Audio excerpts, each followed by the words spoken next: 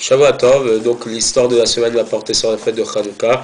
Et d'ores et déjà, comme d'habitude, je vais dédier le cours à la mémoire de plusieurs personnes. Évidemment, le premier c'est Rav Shmuel Ben Arav Chaim Hillel Azimov, dont j'ai encore dit dans le cours et combien il va nous manquer dans ce qui faisait une de ses grandes forces, cet allumage public dans toutes les places de Paris pour Hanouka.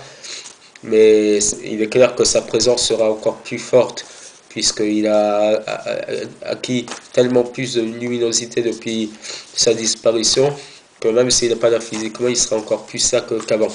La deuxième personne, évidemment, c'est Claude Chaim Yosef Ben Aziza, notre ami boucher de la communauté d'Épinay, qui nous a quittés trop tôt. Rivka Bat Mazal, ma tante Bila Bracha Bad Rachel, Messaouda Tuna Bat Esther, notre amie la tante de Sergio, dont on est dans l'année de deuil. Son beau-père Mordechai Ben Esther, dont actuellement, ça va être cette semaine, les 10 ans de sa disparition. Et à partir de 10 ans, c'est une évaluation encore plus haute.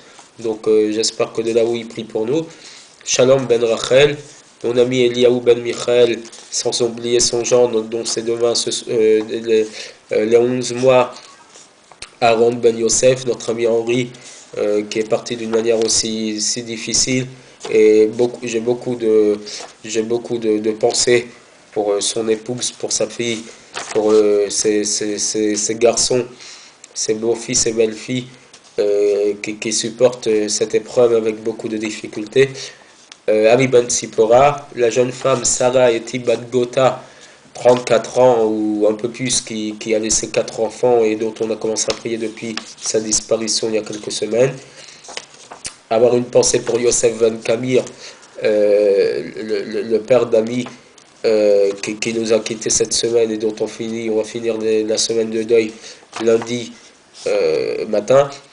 La femme Myriam Bat Fortuné, qui a été enterrée hier avant Shabbat, et femme de 96 ans qui a laissé deux filles et plusieurs petits-enfants et des arrière-petits-enfants. Une femme qui m'a marqué puisqu'originaire du même endroit que moi, d'Alger. Et je finirai par le beau-frère et mari d'Ami Chaï Ben Fradji, dont ça sera pour la troisième bougie de Hanouka le jour de sa disparition. Et enfin Rav Belarsen, qui a été un des membres les plus importants de notre communauté de la rue des Écoles à Aubervilliers, dont mercredi soir, deuxième bougie de Hanouka, ça sera son askara, l'anniversaire de sa disparition. Et je souhaite à sa fille beaucoup de courage parce qu'elle se retrouve toute seule. J'ai aussi une pensée pour son fils et qu'Akadosh Baruch Hu leur donne beaucoup de force pour continuer à avancer. Et donc la réfoua Shema de Shlomit Hayat Batsara Zouira, pour sa mère et sa sœur m'ont annoncé qu'elle allait beaucoup mieux, mais on continue de prier pour sa réfoua.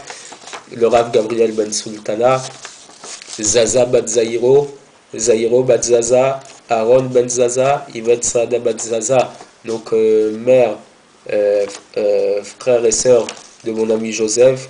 Je te souhaite un bon Motsai Shabbat et un bon Melav Malka.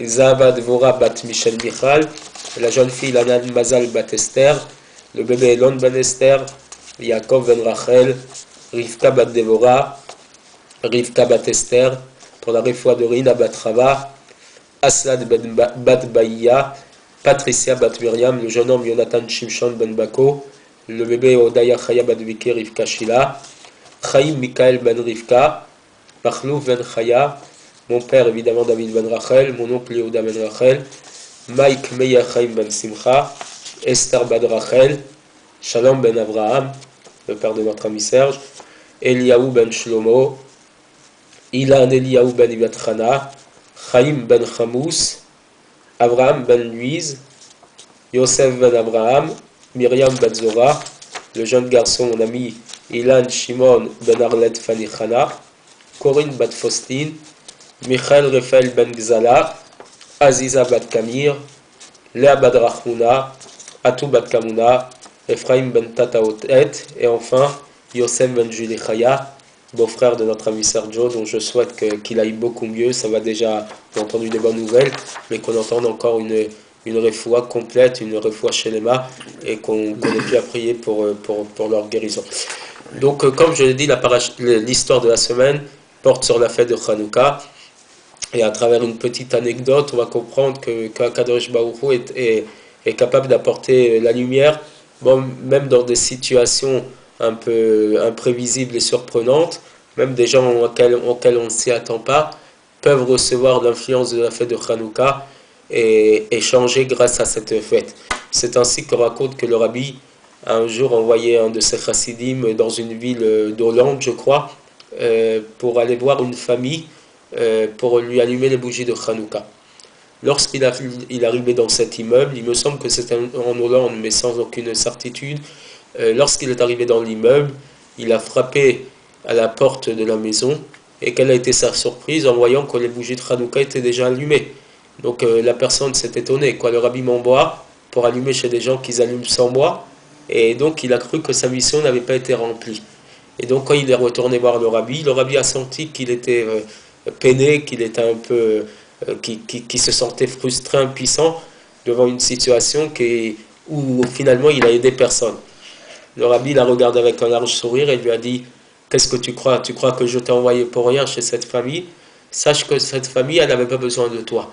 Je ne t'ai pas envoyé là-bas pour elle. C'est qu'un étage plus haut ou un étage plus bas, il y avait une vieille femme qui était considérée comme une antisémite notoire. Elle ne pouvait pas voir les juifs en pâture, elle ne pouvait pas supporter de voir des juifs.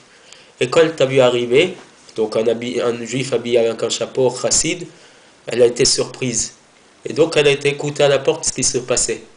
Et lorsqu'elle a entendu que tu chantais les chants de Hanouka avec cette famille-là, elle s'est rappelée que ces chants-là lui avaient été chantés quand elle était très très jeune par sa grand-mère.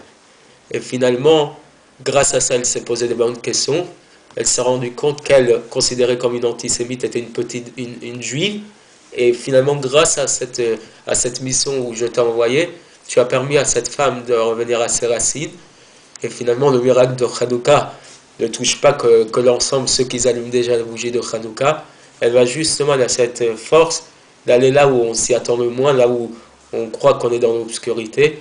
Et finalement, c'est ça le plus grand miracle de Hanouka, c'est le Pirsum Nissa, le dévoilement du miracle.